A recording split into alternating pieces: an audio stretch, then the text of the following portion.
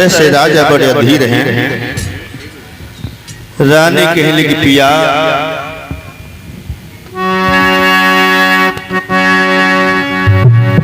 ये दुख बड़ा अजीब है, काश ये वजन होता तो मैं सिर से उतार लेती, लेकिन मैं क्या करूं पिया। मैं आपको एक सलाह बता रही हूं। क्या सलाह बता रही हो? आप दूसरी शादी कर ले। दूसरी शादी? रानी तेरी खोपड़ी खराब हो गई है, ऐसा लग रहा तो कोई नशा बसा करती हो। रानी बोले मैं तो कभी कभी गुटखा भी नहीं खाती, आजकल तो एक आधे ऐसी हुई जो गुटखा न खा रही हो। महाराज तो तुम ऐसी बहकी बहकी बातें क्यों कर रही हो? दूसरी शादी का मतलब समझती हो? तुम्हारे लिए परेशान है, तुम्हारे लिए आप कहते हैं हर नारी कितने भी दुख सहन कर लेगी, मौत स्वीकार कर लेगी, लेकिन सौत स्वीकार न करेगी। मौत आ जाए लेकिन सौत ना आ जाए। लेकिन सीखो तुम उनसे,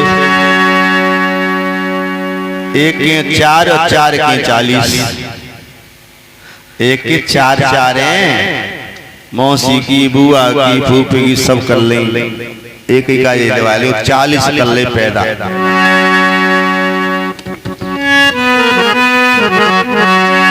लेकिन हिंदुओं में ये बात फैला दी कि सौत तो चून की बुरी।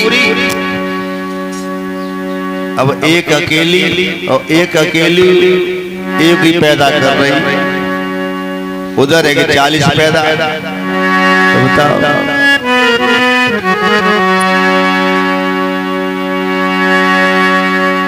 सौत चून की बुरी है कहावत चली। कब से चली कहावत? एक किसान के 2 पत्नियां रहे, 2, लेकिन दोनों में झगड़ा होता रहता है। इतना झगड़ा हो रहा है कि एक पल भी घर में चैन नहीं है, बड़ा परेशान। अपने मित्र से कहा मित्र हम तो बड़े दुखी हैं, 2 शादी करके बड़ा घर में कलह होती है, क्या करें? ऐसा करो एक पत्नी को उसके पिता के घर छोड़ो, दूसरी को अपने पास रखो। 1 महीने के बाद दूसरी को पिता के घर छोड़ो, पहली वाली के पास रखो। जगह चेंज करते रहो 1 महीने तक, 1 महीना वो, 1 महीना ये, 1 महीना वो, ऐसे करते रहो, झगड़ा नहीं। ऐसा ही किया। बड़ी रानी को, बड़ी पत्नी को पिता घर भेज दिया, छोटी अपने पास रखे। अब 1 दिन आए हुए, 2 दिन आए गए, 3 दिन आए गए, भाई बिना लड़े चली ना पर घर को काम कर रही है, बड़बड़ा रही है। जब जीजी होती तो लड़ते फिरते काम पे जाता, और तो मन में लग रहे हो को लड़े भी गुनाह। एक दिन क्या करो कि पड़ोस से लड़ लू। सुबह सुबह जग गई, हाथ में ले झाड़ू, और घर में तो कूड़ा पड़े ढेर सारा, द्वारे झाड़न लगी। और तब तक पड़ोसी जैसी नहीं करी, ओहो आज तो बड़ी सतैवनी बन रही है, बड़ी सफाई वाली बन रही है, घर में कूड़ो झाड़े में चली आई, बात लड़ बैठी। कोई चारी ने 10 सिकवाड़े बंद कर ली, घर में घुस गई 12 से 12 बजे। अब बोल सोच लगी जीवना लड़ी मोटे तो अब कौन थे लड़ू। घर में चली गई, बड़ा बड़ा भाई पूरे घर झाड़ू लगा दियो, चूल्हे में आँच जला दी, बड़बड़ा रही है। अब कैसे लड़ूं, कैसे काम करूं? तो क्या किया उसने, थोड़ा सा आटा लियो, आटे पानी डाल के गूंथ के बाकी आटे की सौत बनाए दी, और बनाए के बिस्तर पर लेटाए दी, चादर उड़ाए दी, और काम करने लगी। चूल्हे में आँच जलाए दी, चाय के लिए देगची रख दी, पत्ती डाल दी, चीनी डाल दी, और बर्तन मांजने लगी। बर्तन मांज के फिर एकदम से बड़बड़ाती चली गई जहाँ बिस्तर पर। आहा अभी तो सो रही है ठकुरानी, अभी ना जगह देख में सौरज हाल रहे हो, चाय को पानी दे दो। अब काय की जगह की ठकुरानी फिर बड़वाती चली गई, चाय जाके दूध डाल दो। अच्छा अभी नहीं जगेगी तो देखूंगा तो चूल्हे में दे दूंगा। चिमटा लेके दौड़ पड़ी जाती, नाक काट लूंगी, तू अभी तक सोई रही है। और गई और आटे की सौत उठाई, चिमटा से ला तो चूल्हे में दे दूं। आग जले चूल्हे में दही, और जो चूल्हे में दही और बाम में न जाने कहां से नमक की कंकड़ी आई। जो आग लगी वो चटकी और आंख में जाके कंकड़ी बड़ी आंख फूट गई। आटे की सौत ने आंख फोड़ दी, असली हो तो क्या करेगी। तो तब से कहावत चली कि सौत तो चून की हुई।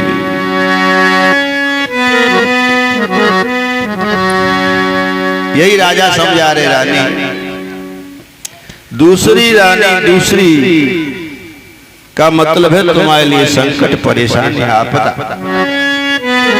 लेकिन सुनीति कहने लगी भैया मैं हर संकट सहन कर लूंगी, हर परेशानी उठा लूंगी, लेकिन आपका वंश चल जाएगा, यही मुझे खुशी मिल जाए, इसलिए आप शादी कर लो।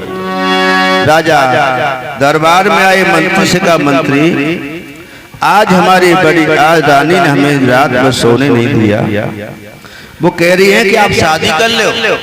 मंत्री बोले महाराज आप राजा हैं और आपको कई रानी के साथ शादी करने का अधिकार, आप कर लीजिए, वैसे भी वंश नहीं चला है तो कर लीजिए। अच्छा ठीक है, हमारी योग सुंदर कन्या देखिए, शादी की तैयारी करो। मंत्री ने व्यवस्था की, बहुत सुंदर सी योग कन्या देखा, विवाह किया। इसका नाम है सुरुचि। पहली रानी का नाम क्या है? सुनीति, सुंदर नीति, सबको अच्छी लगने वाली बात बताने वाली सुनीति, नीति के साथ चलने वाली। और जाको नाम है सुरुचि, सुधन रुचि, अपनी ही पसंद में मस्त, अपनो ही सोचे बस, अपनो ही अच्छा लगे बस, अपनी ही रुचि में मस्त रहने वाली नाम इसका सुरुचि। क्या हुआ? डोला आ गया दरवाजे पर, विवाह कर अवध में आए के सबने खुशी मनाई।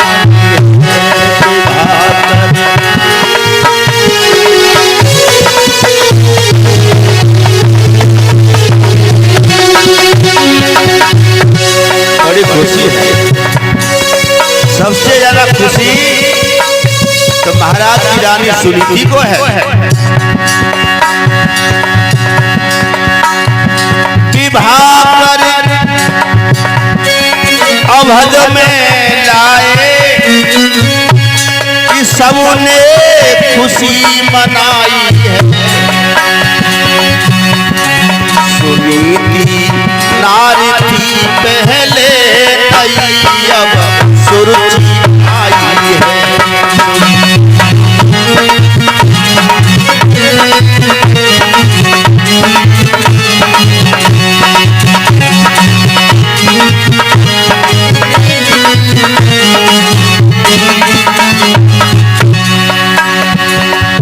डोला द्वार पर आया,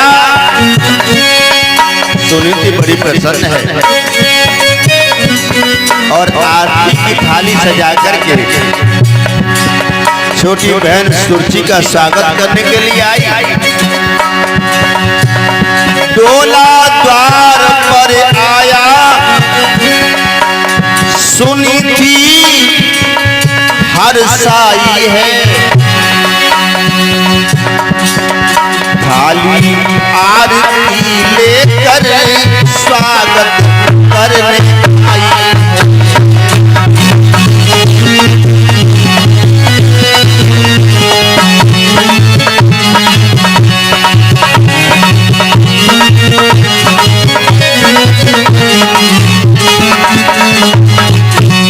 आरती की थाली लेकर के आ गई बहन, चलो अंदर आपका स्वागत है। जो आवाज सुनी उस पालकी में से साथ में दासी थी। दासी कौन है ये?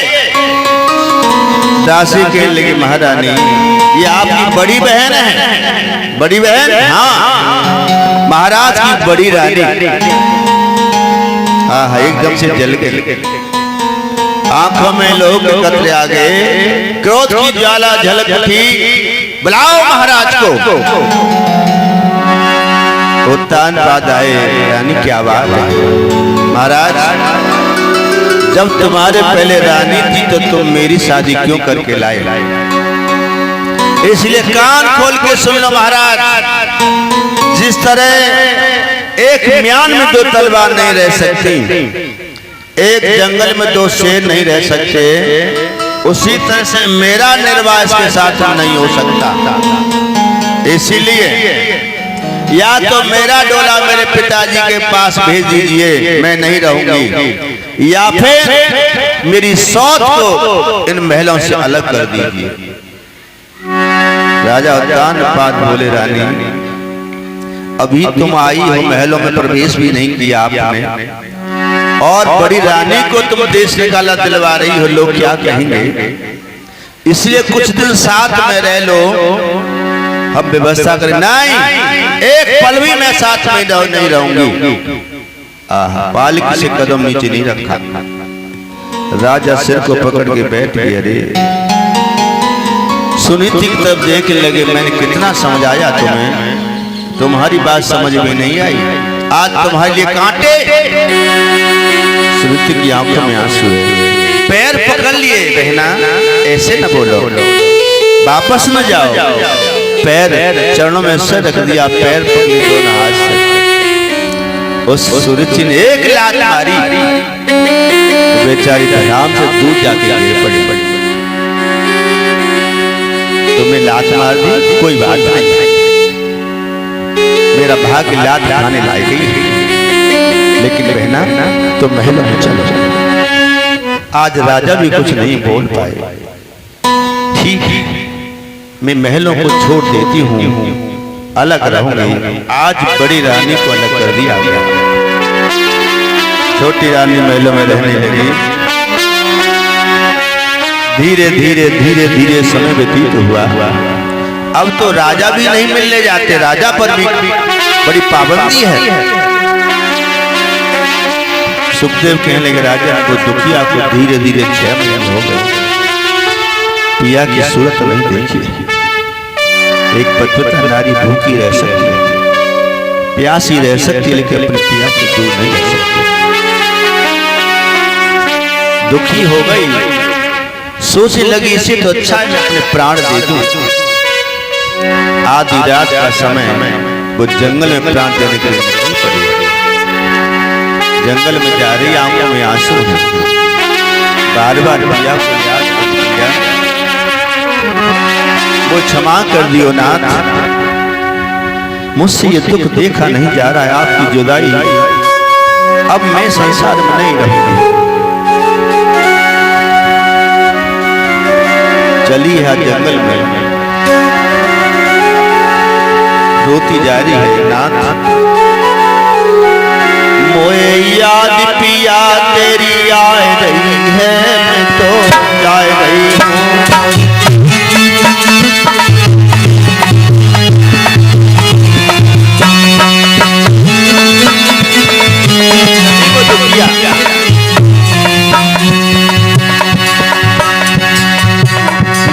याद सजन तेरी आ रही है, तो जा रही हूँ।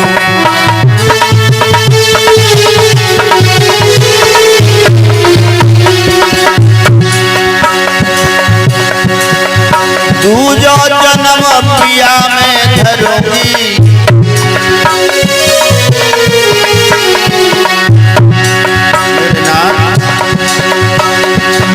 तू जो जन्म पिया में धरूंगी, तब तेरा पल्लो पकड़ूंगी।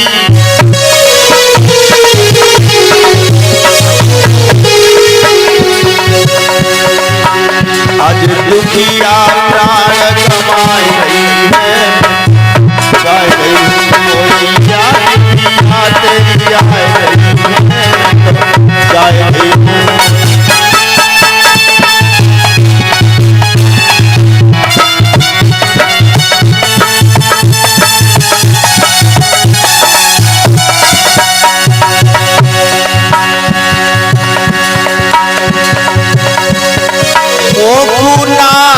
क्षमा कर दीजो।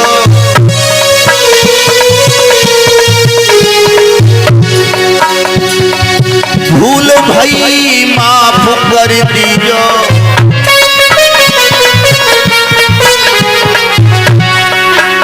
आज गम में गोता खाए रही है, मैं तो जाए रही हूँ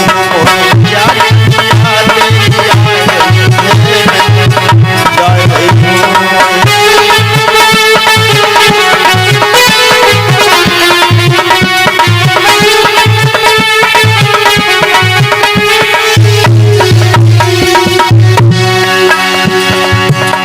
आज रानी चली है,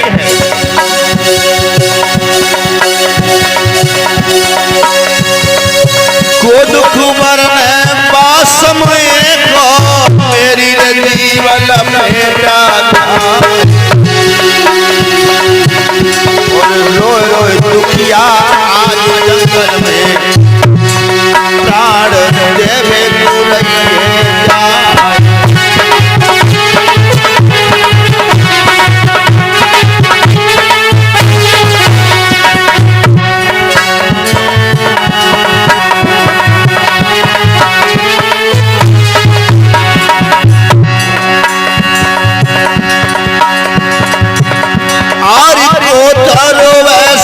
सवेरे तो दस सके आधी सिरा,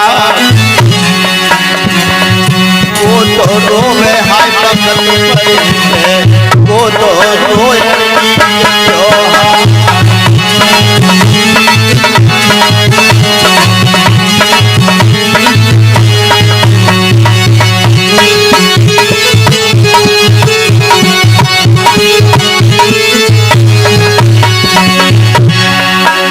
दुखिया रो रही है, जंगल में प्राण देने के लिए जा रही है।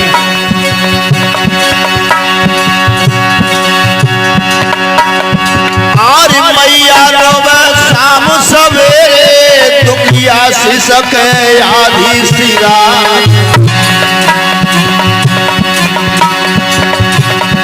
और भैया रोवे भगत पर बेना रोए तीज त्योहार।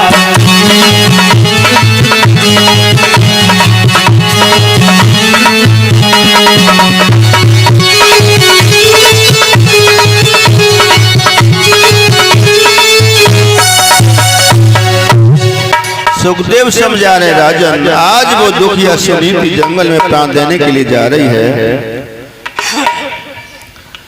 इधर भगवान नारायण ने नारद को बुलाया, नारद चले जाओ,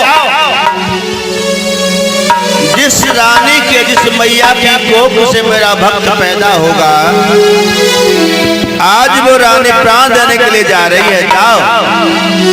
नारद आ गए। नारद जी ने आवाज लगाई, महारानी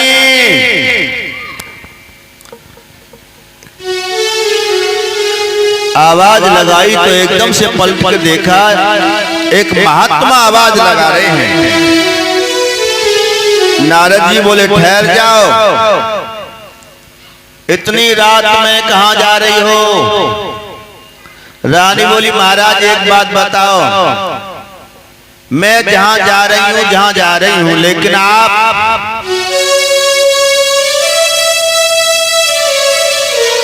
आपके विचार आपका भाव हमें अच्छा नहीं लग रहा है। इतनी अंधेरी रात में एक महात्मा किसी नारी का पीछा कर रहा है तो आपके विचार अच्छे नहीं लग रहे हैं, बात क्या है? नारद जी बोले देवी आप गलत समझो,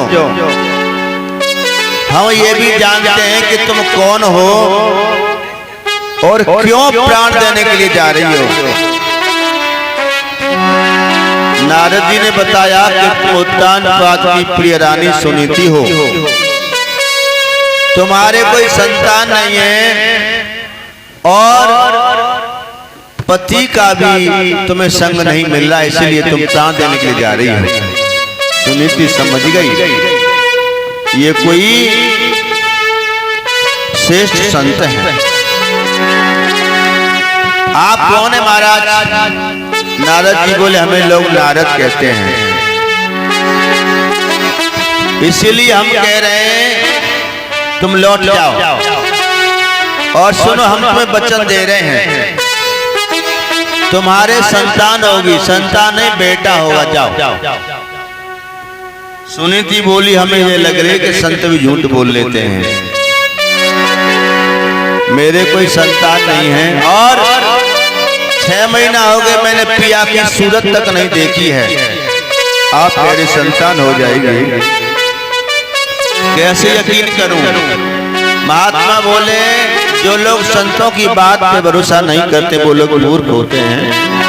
भगवान भी कहते हैं कि मोर वचन चाहे पड़ जाए फीका, संत वचन पत्थर की लीका। संतों का वचन कभी झूठा नहीं होता, इसलिए लौट जाओ, 1 साल का इंतजार करो, अगर 1 साल में तुम्हारी कामना पूरी न होए तो जो जंगलों कहना गया फिर आके कुआं में गिर के मर जाइयो। सुनीति बोली अच्छा ठीक है, मैं आपकी आज्ञा मानूंगी।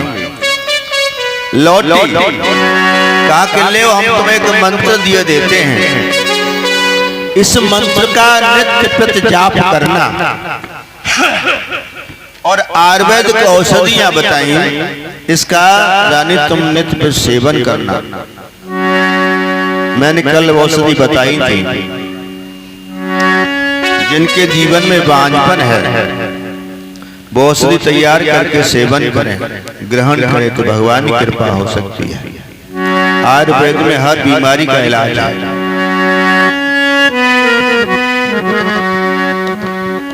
नाग केसर, सौंठ, छोटी पीपर और काली मिर्च, ये चारों चीजों को बराबर मात्रा में पीस लीजिए और शुद्ध देसी गाय के घी के साथ आधा चम्मच सवेरे खाली पेट उन 3 दिनों में लें, जिन 3 दिनों में रजो धर्म होता है, मासिक धर्म होता है। 3 दिन लगातार ये करें, हर महीने करें, भगवान देखे तुम्हारे 1 महीने 2 महीने 3 महीने और इच्छा पूरी करें। औषधियां बताई, मंत्र दिया, कौन सा मंत्र दिया? जिनके पिया प्रेम नहीं करते, अनबन रहती है, लड़ाई रहती है, जैसे हमारे सामने वाले चौधरी साहब दिगंबर सिंह और उनकी पत्नी, उनमें ऐसे रहते कुत्ता बिल्ली की तरह, हवन में बैठे पूजने बैठे तो लड़ रहे। हमने समझाए कल, अब तो बुढ़ापा आएगा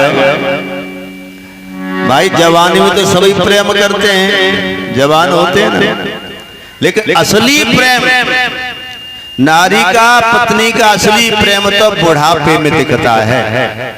जो नारी, जो पत्नी अपने पिया से वृद्धावस्था में 60 साल की उम्र के बाद और प्रेम करे कैसो, जैसे 16 साल की होए, खुद 16 साल की होए और पति 20 साल को ऐसा प्यार जब होता है ना, तब तो अच्छा लगा सिवा हो सके।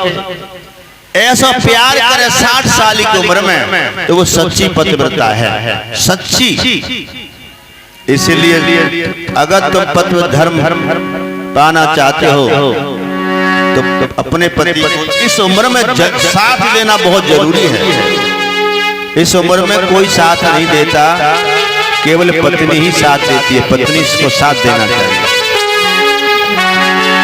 तो जिन पिया पत्नी में प्रेम नहीं है उनके लिए मैं मंत्र बता देता हूँ। ये नारद जी ने बताया सुनीति को, क्योंकि 6 महीने हो गए पति के दर्शन नहीं कर पाई वो, तो इस मंत्र के प्रभाव से राजा उत्तानपाद के जीवन में आए। ये मंत्र माँ भगवती पार्वती का है। मंत्र डायरी पेन लाए हो तो लिख ले, मेरी कथा में डायरी पेन लेके आए करो। अगर नहीं लिख सको तो मेरे चैनल पे ये बातें आ रही हैं, चैनल पे सारी बातें आ रही हैं। चैनल सर्च कर लेना, सब्सक्राइब करना, लाइक करो, शेयर करो। और कमेंट भी करो, बात अच्छी है कि बुरी है, कहाँ तक समझ में आई। चैनल का नाम है चेतन गुरु 11, CHETANGURU 11। बोलोगे या लिखोगे आएगा, इसमें ये बातें आ रही हैं। सब कर लेना, सब पे मोबाइल होते हैं। एक बात तो सब्सक्राइब कर ही नहीं हो। बोले गोविंद भगवान की जय। बहुत अच्छी अच्छी बातें उस पे आ रही है। ये तुम्हारी कथा भी उस पे आ रही है, कल के परसों की कथा उस पे आ गई है, अपलोड होगी, आ रही है। तो मंत्र बताया कि आकर्षण महादेवी, 6 प्रकार की विद्या होती है। आकर्षण, सम्मोहन, वशीकरण, मारण, उच्चाटन। इस तरह से 6 प्रकार की 6 कर्म तांत्रिक क्रिया होती हैं। वशीकरण करना, आकर्षण करना, मारण करना, उच्चाटन करना। तो आज एक आकर्षण मंत्र बताया देवसी नारद ने। देवसी नारद सभी विद्याओं में महारत हासिल है। बताया कि सुन लो, सुनी थी, ये मंत्र जप करना है तुमको। इसका 2 तरीके से होता है। इस मंत्र को लाल चंदन से, अनार की कलम से भोजपत्र पर लिख लें। जय जय महाराज। रुको रुको, सब मामलों गड़बड़ है, जाओ, ठहर जाओ, ठहर जाओ। चारों तरफ वर्षा, बड़ी बड़ी तगड़ी वर्षा हो रही है चारों तरफ। या अगर ही बच रहे हो आज जहाँ भी